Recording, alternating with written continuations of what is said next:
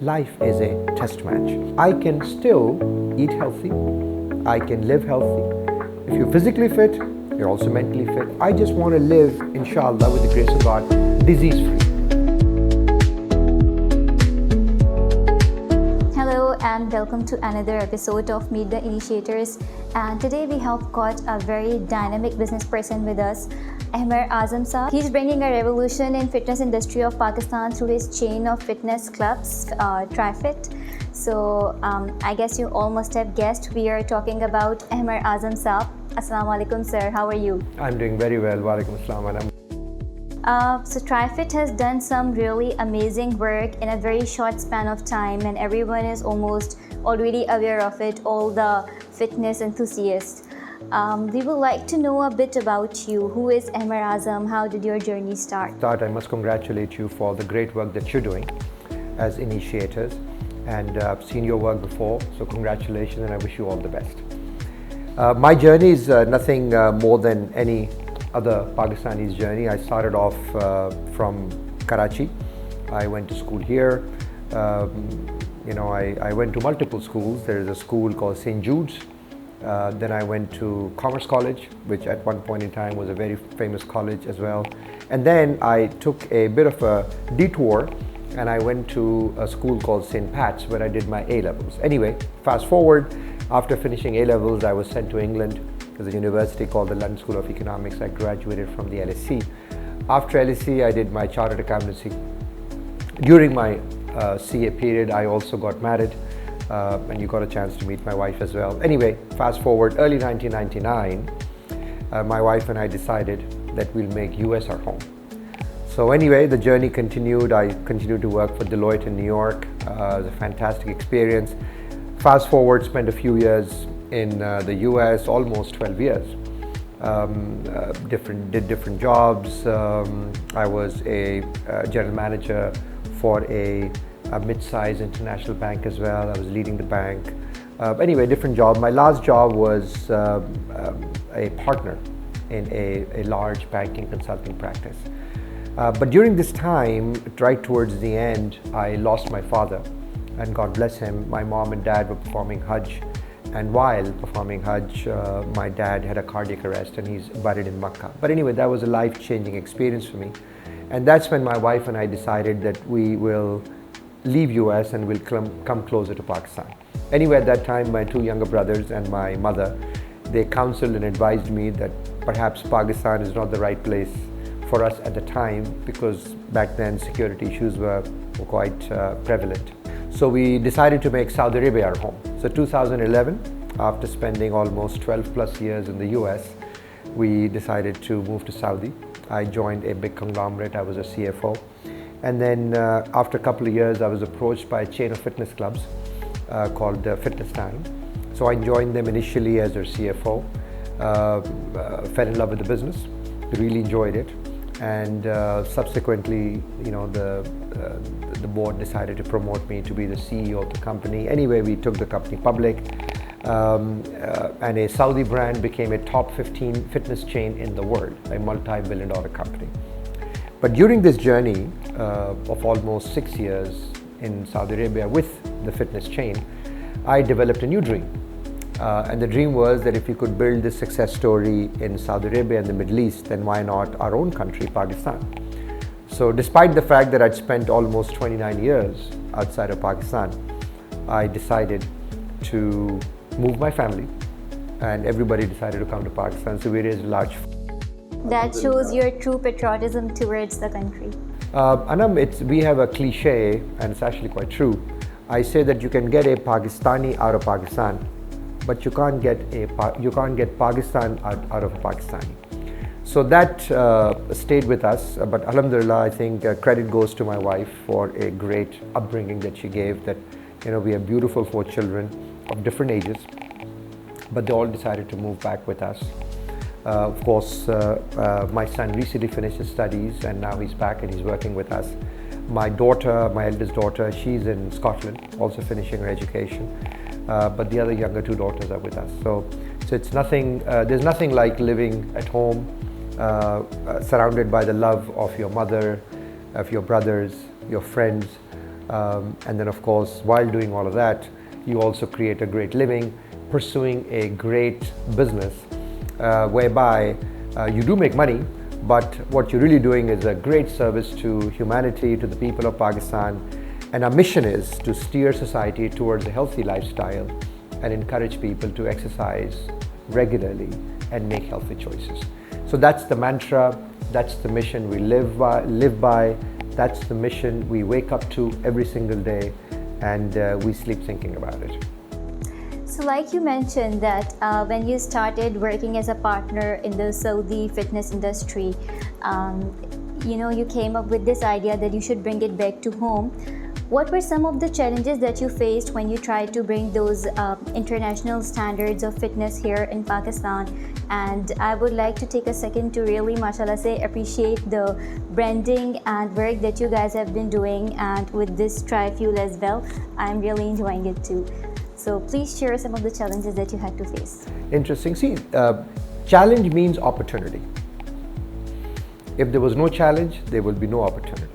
So the first thing is, when I don't have challenge, I am actually kneeling down, praying in front of God that please God give me some challenge, because that is where the opportunity is. And Alhamdulillah, our country presents a lot of challenges. I think that is something that our youth should really take away from. Yeah.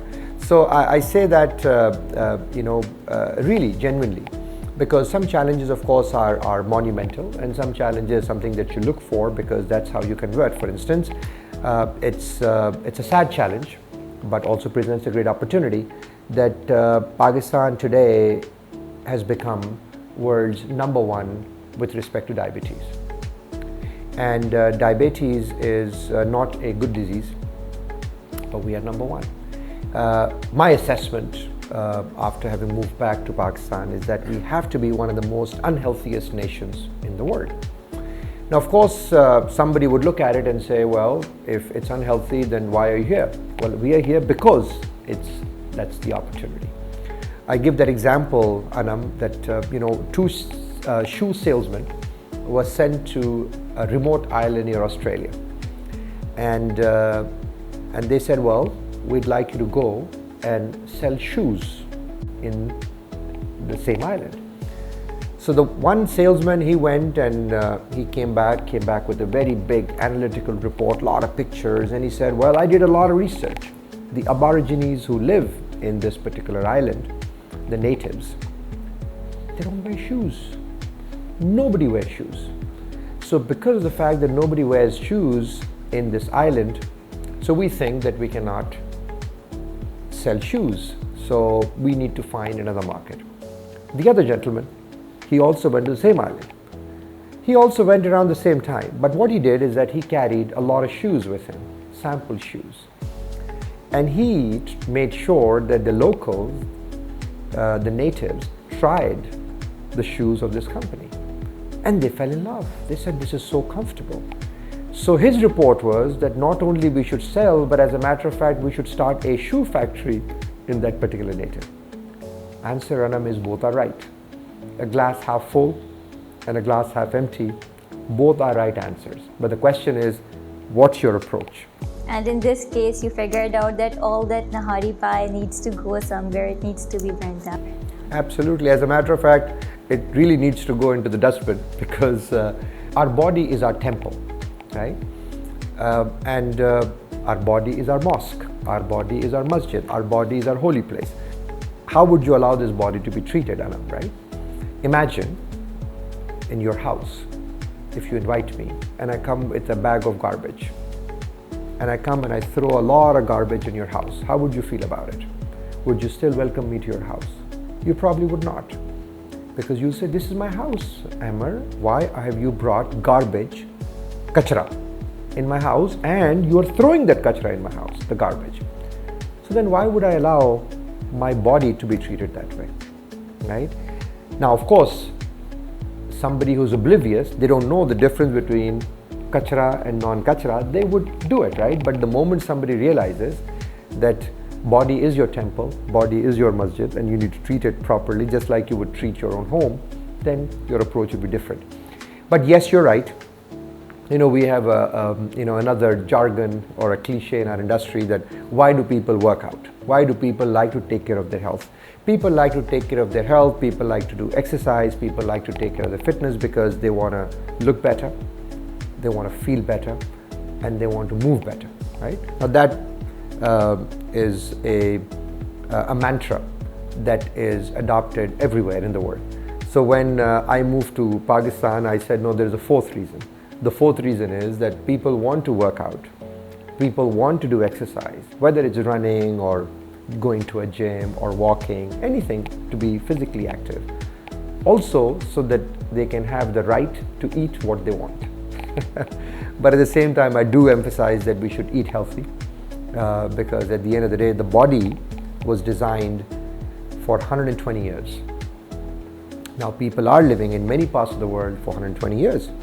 But in Pakistan, after 50, so today because you were coming, so I went to my barber shop and the guy was saying that, Ahmar Azam, today people in their 50s are walking with sticks.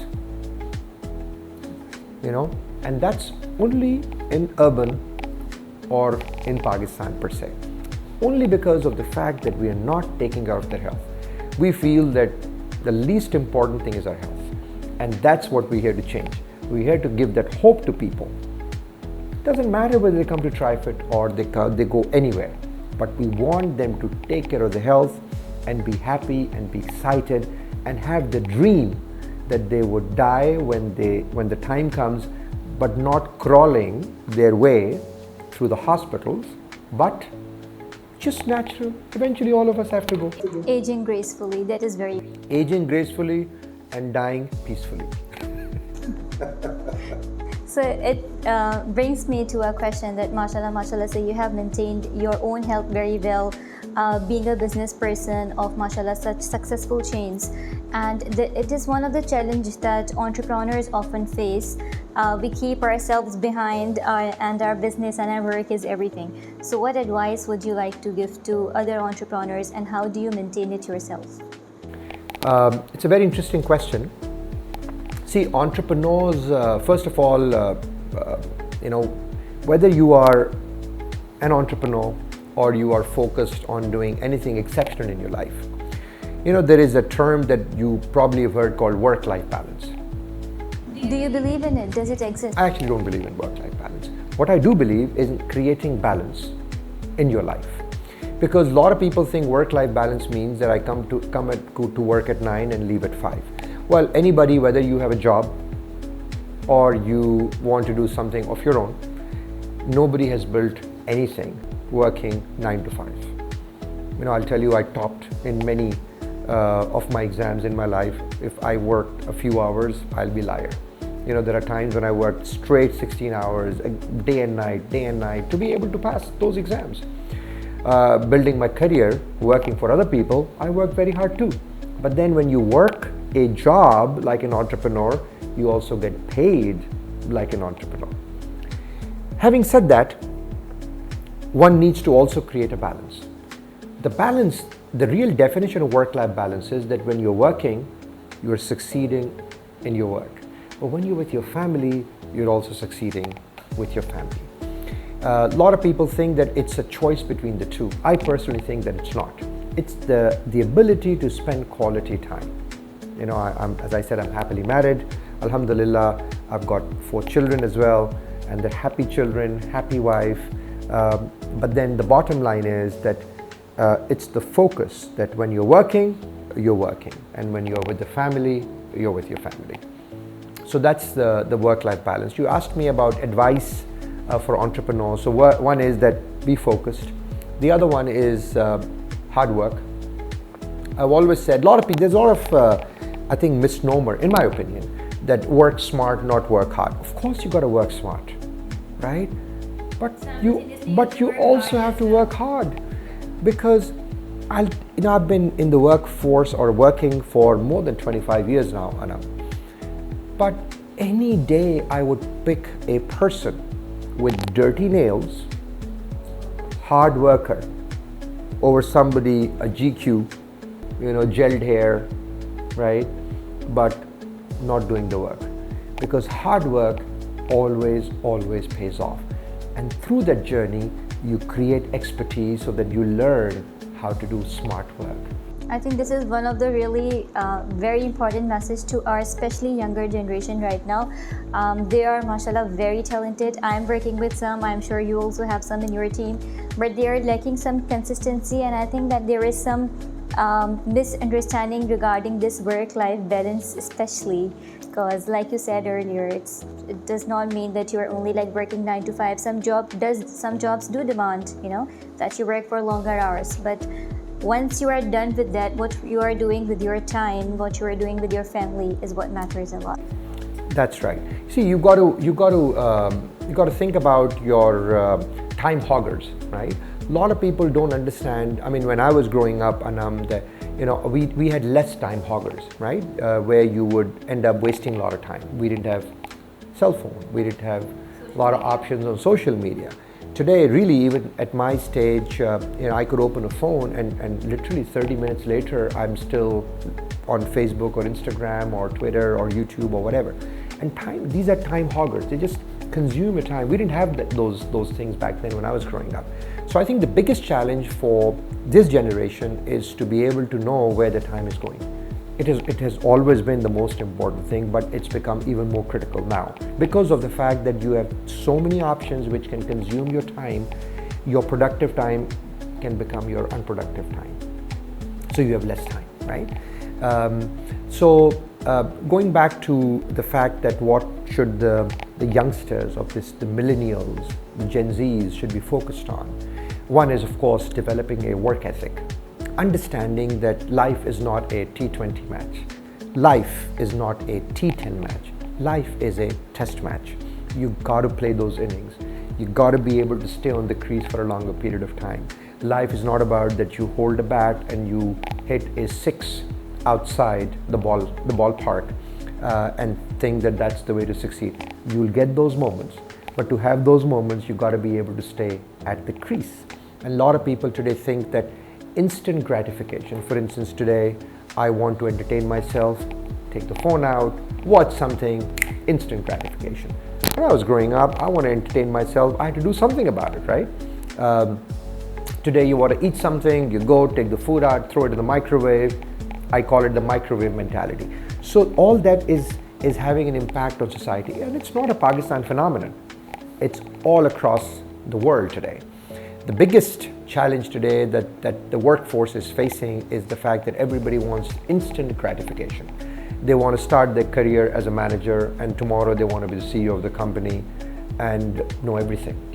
Life doesn't work that way. Maybe a movie works that way, that in 2.5 years, 2.5 hours, everything happens, or 2 hours, But I mean, today I watch dramas. I watch 3-hour movie. I watch it in like 30 minutes because I have a ability to do it.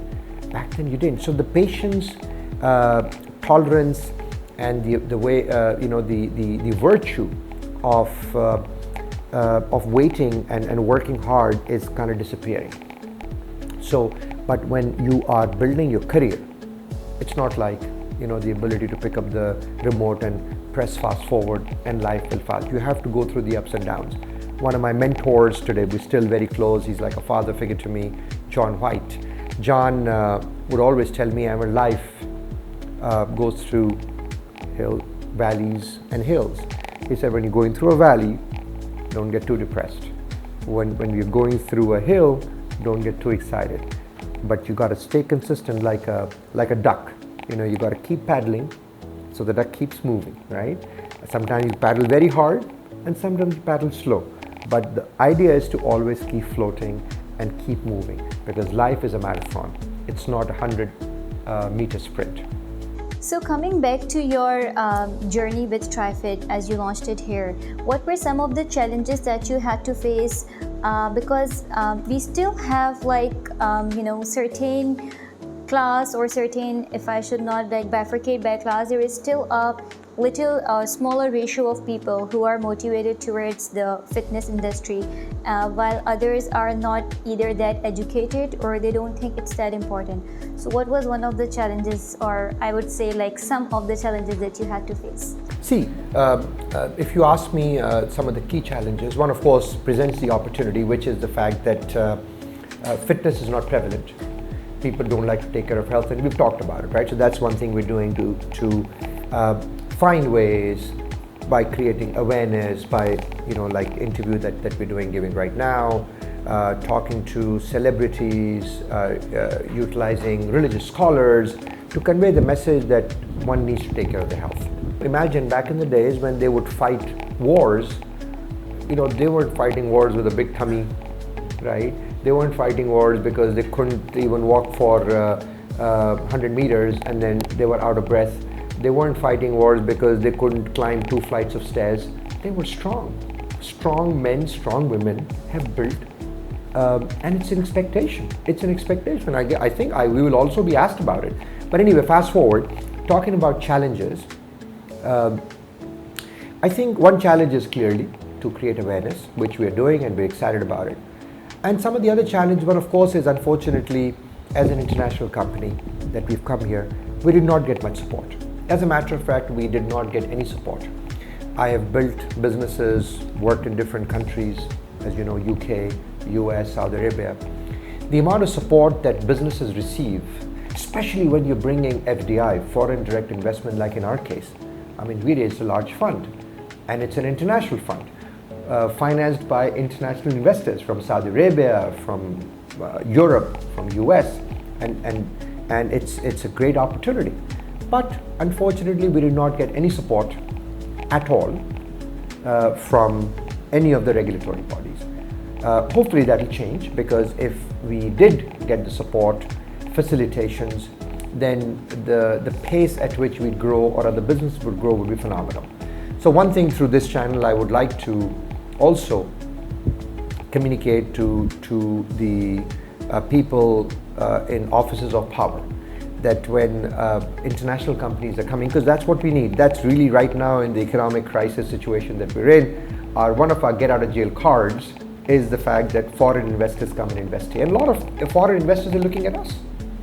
A lot of people are looking at me to see how successful we'd be. But we have to put in 10 times the amount of effort today to achieve what we would achieve anywhere else in the world. So that's one challenge, which I believe that now with the focus, with change of government and more stability, we'll be able to start walking towards that. Because that's so critical for businesses. You need to provide that environment where businesses could flourish, and ease of business should be there. The other challenge is, which also is an opportunity, is the readiness of the workforce in our country.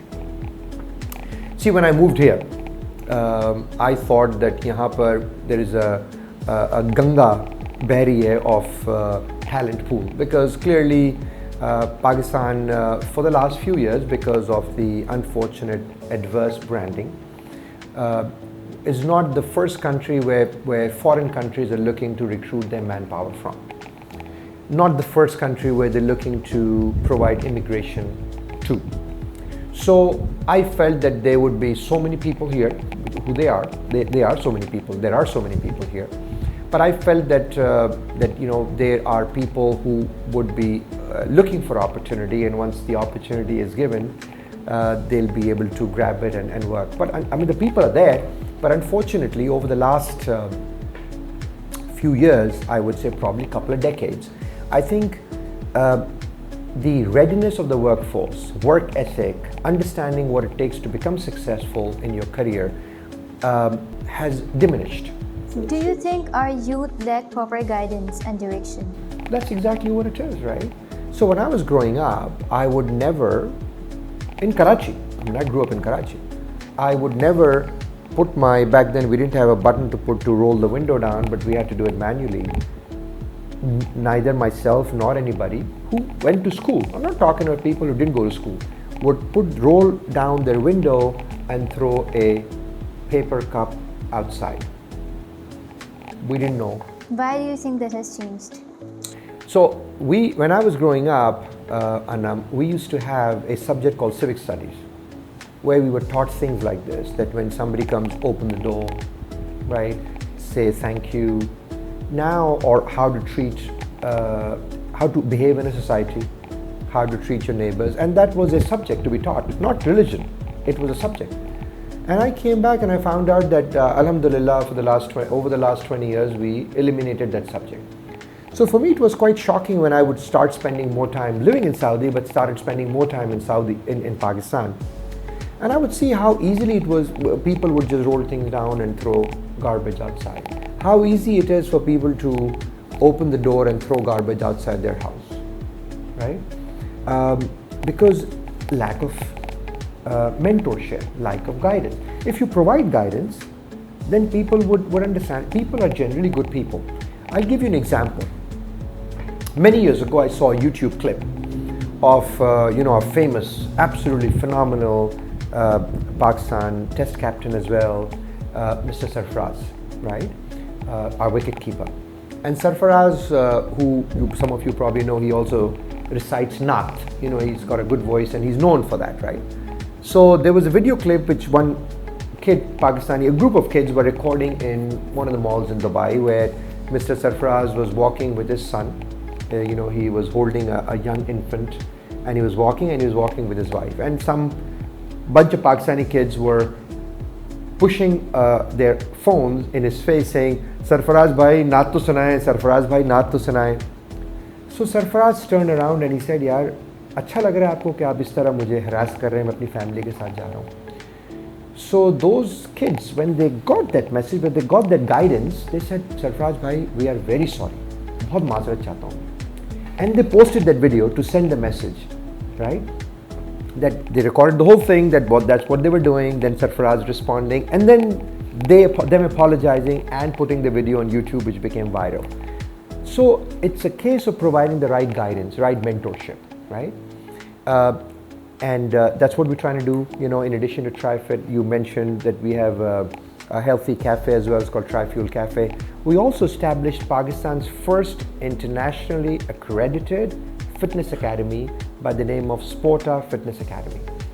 Sporta Fitness Academy, the curriculum and the accreditation that it has is, if I can give you an analogy, it's like the Harvard of fitness.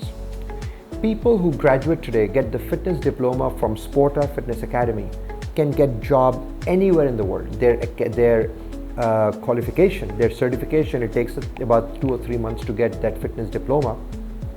But after that fitness diploma has got 100% reciprocity to get a job anywhere in the world where register for exercise professional certification is recognized, which is a big thing for Pakistan, right?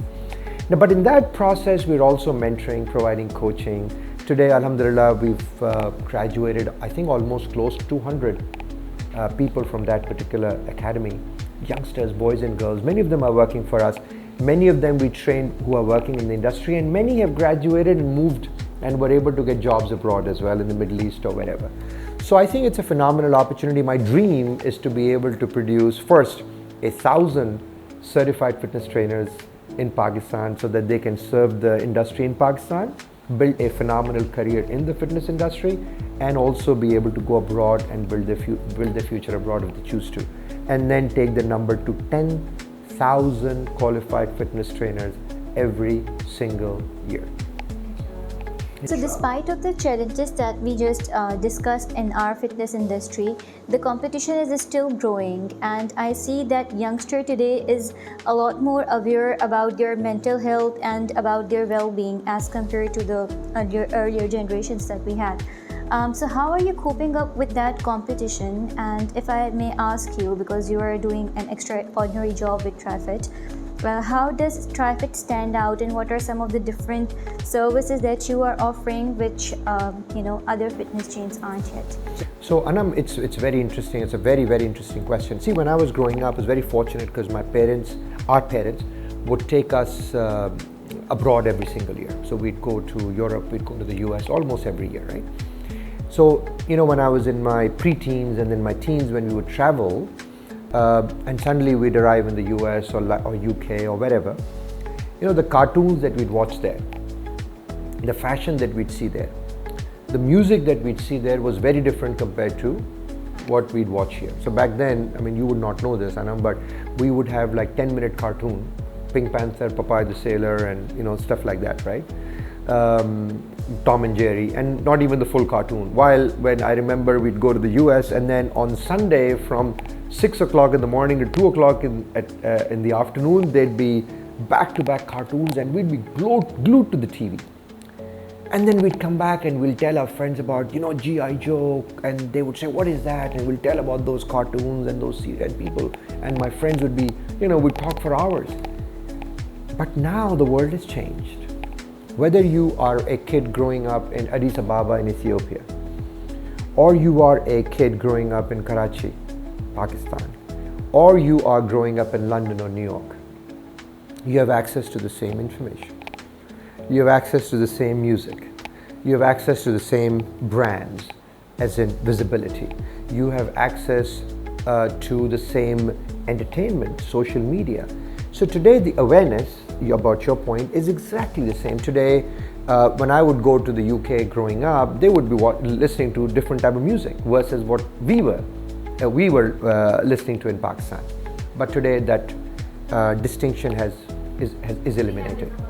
We have really become a global village. Now the big advantage of that is that today when people abroad, youngsters abroad are talking about taking care of their health, youngsters are doing the same thing. So today Trifit, we opened a first fitness club about 16 months ago, little less than 16 months ago in DHA. And back then the demographics was, we had probably 30% above the age of 50, and then a big community between 30 and 50, and then some youngsters. Fast forward that to about 16 months, and today I can safely tell you that more than 50, maybe 70% of the people coming to Trifit are below the age of 40, and then below the age of 30, maybe 50%. Many youngsters, boys and girls, which is good in one way, that at least the youngsters are focused on taking care of their health, as you rightly pointed out. The sad news is that the people who are above the age of 50 are really not focused on taking care of their health. I get phone calls after the fact. I get phone calls from my friends after they came back from a hospital after 2 stents were put in their hearts. I get phone calls from my friends who suddenly got a massive wake-up call because of some health situation. So I don't know why we have to wait for the truck to hit us, right? I don't know why we have to wait for to come under the bus before we say, let me wear the seat belt, right? I guess we as a nation think it's not going to happen to us until it does, unfortunately. This misconception can happen to anyone, and good news is anybody can decide not to follow this misconception, right? We all can say, it's okay. Yeah, there are some idiots who believe that way. I don't have to be one of those. I can still eat healthy. I can live healthy. I don't need to spend my life like everybody else does, because if I spend my life like everybody else does, then I'm going to have what everybody else has. And if I don't like what everybody else has, then I need to do something that they are not doing so that I can have what they don't have, if you know what I mean, right? So I think we just need to take a step back and think about it and focus on it, because once we decide, then we can make it happen. I also feel, Anum, that to pursue positive things in life, one needs to have a desire and also a dream to live a good life. Unfortunately, given the current environment that we're in Pakistan, most people have almost lost the dream to live. And once you've lost the dream to live, then you are looking for opportunities to numb your brain so that you can hop from one station in life to another station in life, to third station in life, to a fourth station in life. And during this time, i.e. morning to afternoon, afternoon to evening, evening to another morning, and just looking for ways how we can numb our brain. So if having a lot of nihari numbs my brain, that it immediately gives me a kick of happiness, I know that it's not good for me. I would still do it. If the fact that staying up at night watching Netflix at the risk of showing up at work at late and could possibly losing my job, but because of the fact that I have lost desire to live, I'm just living in that moment to see, you know what, I just want to go through from night to morning, and if this Netflix or this movie or this YouTube allows me to bridge that gap, kal ki kal dekhe. So I think, and I'm saying this because we're all in this crap, right? But you can either decide to stay in the crap, or you can say, I am actually in the crap, let me do things which will allow me to get out of the crap. Does that mean that everybody would understand what I'm saying? No, it's not. No, it's not. Because what I'm saying is universal truth. It existed even 40 years ago when I was growing up, 30 years ago when I was growing up, 20 years ago when I was aggressively building my career. Did everybody follow that? Not really. But the ones who did ended up becoming very, very successful in life. So it's a choice. Whoever chooses, life is a choice. Where you'll end up in life is based on the choices that you make. You make good choices, you'll have good results. You make bad choices, unfortunately, you'll have bad results. I think you spoke about people being motivated and then coming towards like all these fitness clubs or focusing on their health. I guess it also has to do with self-discipline. So if, like you said, okay, it's all about making choices. If we start making choices today about our health, and we just fix certain time for physical exercise, which we do not do, unfortunately, I think that it also starts demotivating us, and we eventually starts quitting on ourselves. So I think it has to do something with self-discipline as well. And another thing that I wanted to ask you is that, as you said earlier, that early education or childhood education or awareness that we get at that time goes the long way, as you are, mashallah, carrying those virtues too. Is there anything that you are doing for young kids, like, in their grade 3, 4, 5 or onwards? Are you planning to do something for them as well? That's another very good question. So we have just launched a new concept, and the club is about to open over the next few weeks. It's called Trifit Junior. So as we are building Trifit male, Trifit female clubs, we've also started a chain for Trifit Junior, right? Where yes, there'll be a lot of focus on physical exercises, MMA, CrossFit, gymnastics, as well as different types of classes, group classes as well. But then with all of that, there'll also be in that all the programs will also have a lot of focus on overall personality development as well. Now clearly we're not a personality development school, we're still a fitness club, but then the focus is on how, because if you are mentally fit, if you're physically fit, you're also mentally fit. You feel good about yourself as well. You feel good about yourself. You cannot be an undisciplined person and be physically fit, right? It goes hand in hand. In your question, you asked a very interesting question about self-discipline and all of that stuff. Again, I wish there was a pill that I could swallow and become disciplined overnight. I wish there was a pill that I could swallow and be overnight successful in my education. I wish there was a pill that I could swallow and become physically fit. I wish there was a pill I could swallow and become very popular in my school or in my class or in my office, right? Unfortunately, there isn't.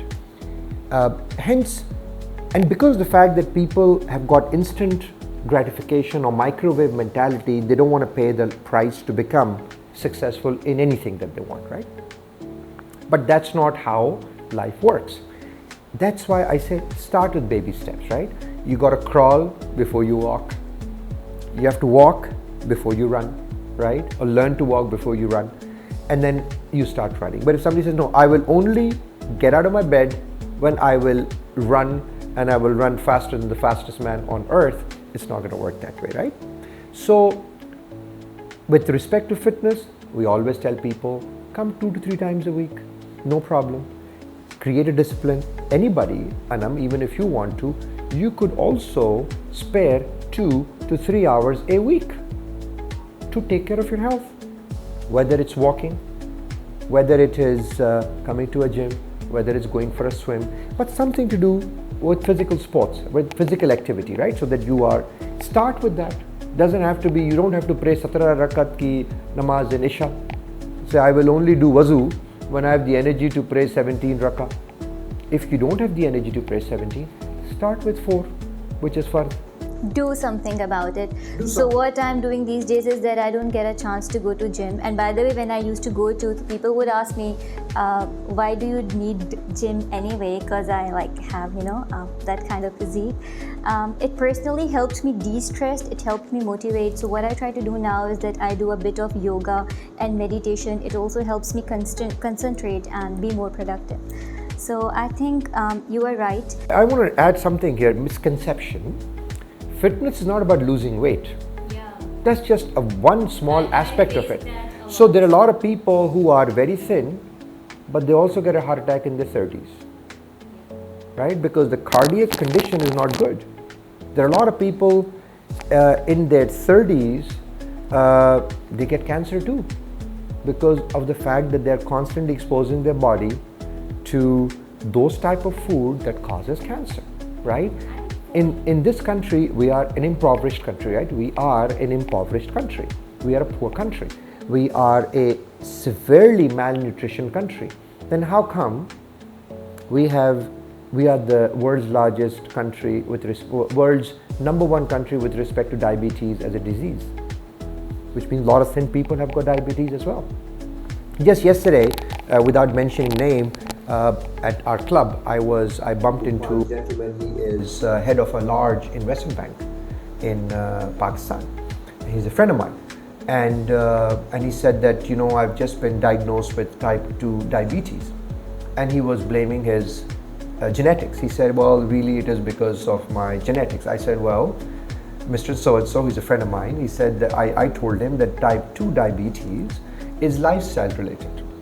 And I said, you are my friend and I know how many nights you're out, either networking, social networking, attending parties, having dinner at 11 o'clock at night. And he said, Ahmar, you are 100% right. I said, please in this case, don't blame your parents. In this case, you yourself are responsible for having type 2 diabetes. He's younger than me, he's much younger than me. Very thin. He's actually a very thin guy, but he's got type 2 diabetes. Why? Because of poor lifestyle. You cannot say that, hey, I'm gonna walk on Shara Faisal, right, with blindfold on and not get hit by a car. Yeah. It's insane. Obviously. Right? And then somebody says, well, I'm gonna smoke 2 packs of cigarette every day and cancer is not gonna happen to me. Wishful thinking. And the guy says, I'm gonna have 2 liters of Coke every single day, Nehari every night, when the body is supposed to shut down at 11 o'clock at night, but nothing is going to happen to me. And if it was supposed to happen, it was supposed to happen. Well, it's exactly the same way if somebody is walking on Shara Faisal and cars are coming and he says, if it has to happen, it has to happen. So as I was saying, that when somebody is walking on Shara Faisal with a blindfold on and traffic coming and saying that, it's okay, nothing would happen to me, and if anything were to happen to me, then it was God's will. You would think that's quite a dumb assumption, right, in life, because you are almost on a death wish, walking on a busy road with traffic coming and thinking nothing's going to happen to you. I personally think that the person who is smoking 2 packs of cigarette, thinking cancer is not going to happen to him, and if it were to happen to him, then it was God's will.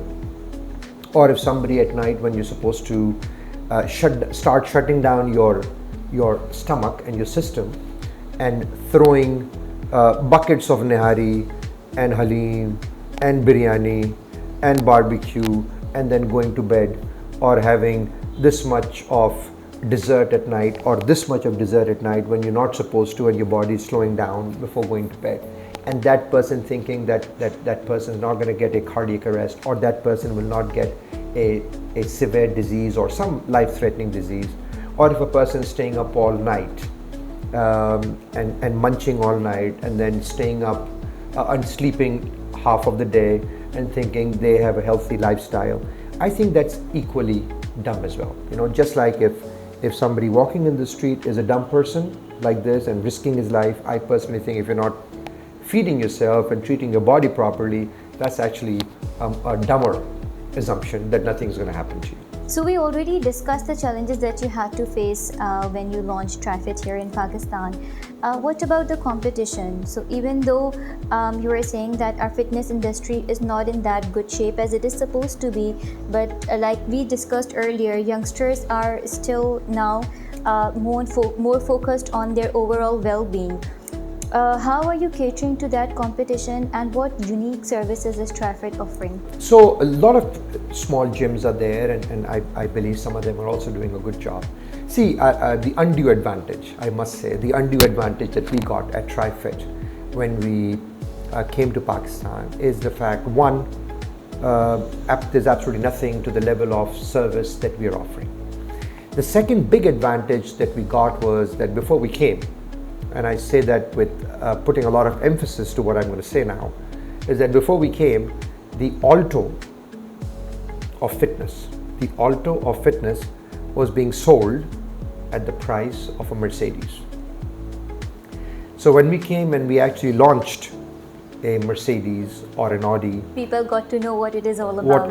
What actually Mercedes looks like, which is good because that's exactly how it happens in other countries as well, right? When you are operating in a virgin market, the demand is high and the supply is very low.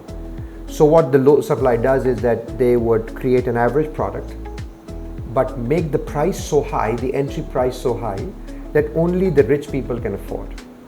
So this is what was happening before in Pakistan, and everybody was aware of it. But now Trifit is one of the key players which is changing that perception, where we call it where luxury meets affordability, right? And today Trifit is a fantastic product which is highly affordable. I wish we had a product for the entire country. We don't. We certainly have a product for 10% of the population, which is about 25 million or so, right? But the 25 million population, if you think about it, that's larger than many, many countries in the world. That clearly is larger than the indigenous population of Saudi Arabia, UAE, Qatar, Bahrain, and Kuwait put together. So if we were able to build a top 10 chain, top 15 chain in the world from Middle East, then clearly there is an opportunity to build a big business in Pakistan as well. So what is your future goal and vision for Trifit? So the future and vision of goal of Trifit is very simple. First, our number one goal is to really grow the fitness industry, because unless the fitness industry grows, unless people are aware of the fact that they need to take care of themselves, whether it's Trifit or any other fitness chain, they cannot, or any other fitness club, they cannot grow, right? So one is that we want to create a platform where people feel comfortable and they can come and work out and achieve their fitness goals. See, my fitness goals may be different to your fitness goal or to somebody else's fitness goal. Maybe my fitness goal, which has always been the case, my fitness goal is just to be a healthy person. I'm not interested to be a bodybuilder, right? I just want to live a healthy life. I just want to live, inshallah, with the grace of God, disease-free. I don't want to pop medicine like candies, right? And I do not, inshallah, want to crawl my way to my grave through the hospital. I just want to die when my time comes. That's how my father died. So to create the platform where people could actually work out, and to open, inshallah, over 100 fitness clubs in Pakistan, inshallah, across Pakistan, different cities, inshallah. This year we are, with the grace of Allah subhanahu wa ta'ala, we'll be outside of Karachi, we'll be in Lahore and Islamabad as well, and then go to other cities as well, inshallah. And then be Pakistan's first chain of fitness clubs which will go abroad and take this concept to other parts of the world as well. And I want to highlight one thing here, as I have visited two of your branches in Clifton and DHA. What I really love about is you have got an excellent hygiene maintained there, and you have got segregation for men and women, and as some females in our culture are not comfortable doing any classes or workout with the males. So that I really must admire. There is like proper privacy. Do visit their chains, and I'm not saying this because he's sitting next to me, but because the moment you enter any of these Trifit clubs, you would automatically be like motivated to be fit. It is that kind of ambience that they have created that I really love. Mashallah. Thank you. And the fact that now, since we've raised the standard, other gyms, other clubs are also raising the bar. Hygiene has been one of the biggest issue even in some good clubs. That's true. And as a matter of fact, the first thing when I'm, people come in sometimes when I'm at the club and I'm showing people around, I actually take them first to the change locker area. And I before I open the locker area, I said, listen, nobody knows that I'm coming because you came and I bumped into you and I'm bringing you here. But you must judge any fitness club, any gym, by looking at the locker area. And this particular club, for instance, the one that is now almost 16-month-old club, which is our first club that we opened, and I take them because that's the club where I also work out most of the time. And I said, I would like to take you there and open the club. And I said, evaluate the hygiene, because hygiene is one important thing where in our international standard, how we evaluate a fitness club, the quality of a fitness club. So again, as I said, multiple things, but the exciting part is now the bar is being raised. So other clubs, other gyms, whether big or small or mid-size, are also learning from us, duplicating, and we are excited about sharing our learnings, advising them, being the big brother, and trying to, because at the end of the day, remember, there are hardly anybody who's coming to the gym. So our objective is not to close down other gyms, and we have not. So coming to Ahmar Azam again, what is it that you do other than Trifit, if there is anything? So the first thing I do is I love spending time with my family, right? But I wish I could spend more time, right? But I do, and I'm excited about it, and we travel a lot. I love traveling. Other than that, I do a few other things as well. I'm an honorary board member of International Cricket Council. I'm on the audit committee of ICC. It's my 6th year, and that's very mentally rewarding. And of course, I'm a big cricket fan as well. Recently, I've been appointed on the Health and Fitness Association's board. I'm the first Asian, I believe, that's been appointed on the HFA board as an independent board member for the next 4 years.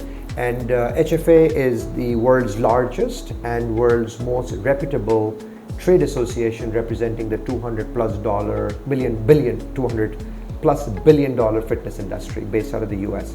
So I've just been recently appointed on that forum as well. I sit on a couple other boards too. So that kind of keeps me mentally exciting. In the past, I've also served on the board of Institute of Chartered Accountant of England and Wales, and that's my alma mater. I've also been on the board, independent board member of Gold's Gym, Saudi Arabia. So professionally, I stay engaged in different things, but spending time with friends, spending time with family. But the most important thing is that if you enjoy what you do, and I say that with a lot of conviction, that if you enjoy what you do, you will never work a day in your life. I wish it was my quote. It is actually Thomas Edison. Okay, but and because I love what I do, this is the best industry to be part of, because the return on effort in this business is so phenomenal. Where a person joins a fitness club and 2-3 months later, their life starts changing, right? Their husband and wife relation starts improving. Their career starts improving. Their self-image, when they look in front of the mirror, they like themselves. A lot of positive things start happening. Youngsters, their academics starts improving, right? So, but it starts by them taking care of their health, right? Yeah. So that's the exciting part, and we're excited about it. What are some of the catalysts that you're looking for to speed up the growth in fitness industry in Pakistan? Anum, that's a beautiful question. So one, of course, is I think the government has to play its role, but the government has a lot of work streams that they need to work on. But clearly, one of them is to create opportunities where people can become healthy, have more grounds, more parks, so on and so forth. But then the most important thing, I think the corporates can play a huge role, like they play all over the world, right? One of the best retention tools that we've seen through our experience globally is to provide an opportunity for employees to take care of their health. See, today, many corporates provide medical insurance, but then again, they are serving the sickness industry. Providing medical insurance doesn't make your workforce healthy. It just provides an insurance policy, the fact that if somebody's sick, then they can go to a hospital or take medication. But the same organization, the same corporate, if they encourage or they facilitate or they provide some level of support, be it financial or in any way or form, to their employees to come and take care of their health, then guess what? The same employee starts coming on time. The same employee is not being off sick. The same employee is now a lot more productive. The same employee is now more ambitious because he has a desire to live, right? He's excited, he's healthy, he's happy, mentally relaxed. As you said, that mental sickness and mental disease is one of the biggest issues now all over the world, and particularly in Pakistan as well. So just that change in focus, where corporates, if they start empowering and facilitating, I think that will provide a tremendous catalyst of growth to the fitness industry, and it's a win-win because as the fitness industry is growing, corporates are having healthier, more productive, and less sick workforce. That's great. Because obviously when you are healthy, you are performing better in every walk of your life.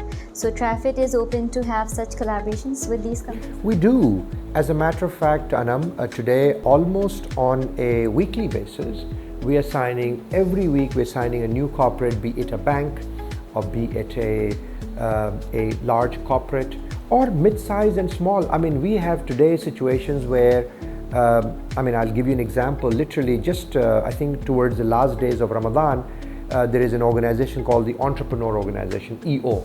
They came and signed an MOU with us where, EO has got, hundreds of whatever number of members who are all running large organizations, CEOs, and they're all now becoming members of Trifit and bringing their organizations to sign corporate contracts with Trifit.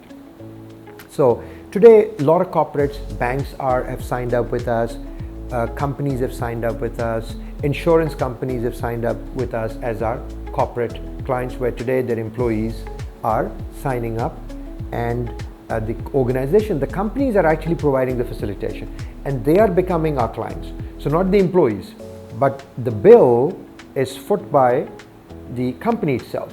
The company has a choice. Either they can foot the entire bill or they can subsidize, which means that they can deduct, let's say the monthly deduction is 8,000 rupees, and they say, okay, they can either deduct 8,000 directly from the employee salary and pay us, or they say, well, 6,000 will be deducted from the employee salary and 2,000 or 1,000 or 500 will be a subsidy given by the company.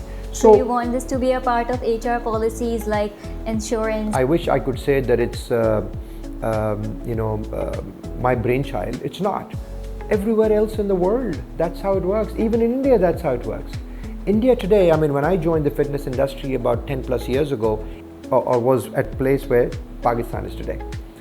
But India is now one of the fastest, if not the fastest growing country in the world with respect to health and fitness. So we can be there too. So let's move towards a quick round of rapid fire questions, shall we? Sure, why not? Early riser or night owl? Both. I guess that goes with most of the business people. Your favorite book? Magic of Thinking Big. Right? Reading or writing? Should Both. I ask? Your favorite motivational quote? There are a lot of them, Anum, but my favorite would be that watch your words, because your words reap your thoughts, and your thoughts reap your actions, and your actions reap your habits, and your habits reap your destiny. But where it all starts is by the words that come out of your mouth, because your words control your thoughts, and then your thoughts control your actions, and then eventually it leads to your destiny. Bad input, bad results. Your go-to workout routine? Well, actually, these days I've become a fanatic with respect to yoga. I absolutely love yoga. I like to work out, but I'm not a fitness freak. I like to work out 2-3 times a week, sometimes more also, but like to sort of maintain certain level of discipline. But these days I am a yoga buff, and I also enjoy dance classes. So dance, we still have a lot of dance classes for female, but I insisted that we should have dance classes for male. As a matter of fact, today at 7 o'clock we have a dance class that I do not want to miss. Your top productivity hack? Well, I keep saying it to my colleagues as well. For the last many years, one thing I do is that every month, sometime it's 6 weeks, I take some time out, whether it being on a plane, going somewhere else or whatever, but I step myself out of the movie of my life and I watch my movie to see if I like what's happening in the video of my life, and I make those corrections. And for me, that has been one of the most productivity hacks that I've used.